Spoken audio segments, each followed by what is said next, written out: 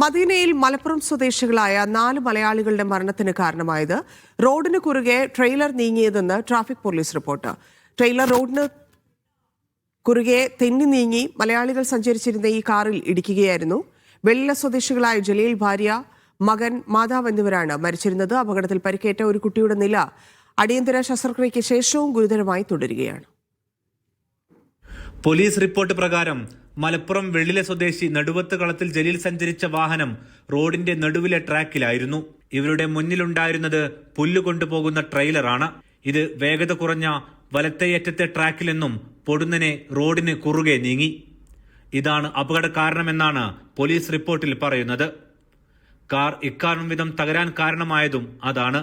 ജലീലും കുടുംബവും സഞ്ചരിച്ച Chevrolet Tahoe car നേരായ ദിശയിലായിരുന്നു എന്നും ട്രെയിലറിന്റെ പിഴവാണ് അപകട കാരണമെന്നും റിപ്പോർട്ടിൽ പറയുന്നതായി മദീനയിലെ സാമൂഹ്യ പ്രവർത്തകരും അറിയിച്ചു. വെള്ളിയാഴ്ച രാത്രിയിലാണ് ജലീലും ഇദ്ദേഹത്തിന്റെ ഭാര്യയും ഒരു മകനും മാതാവും വാഹനാപകടത്തിൽ മരണപ്പെട്ടത്.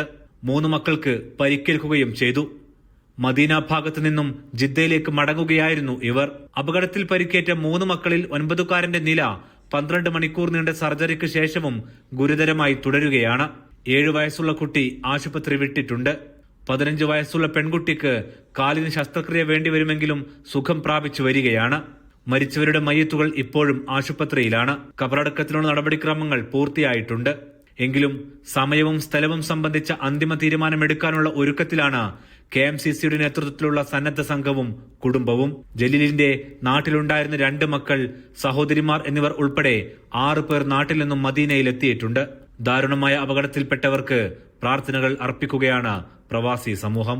Aftab Rahman, media 1, Riyadh.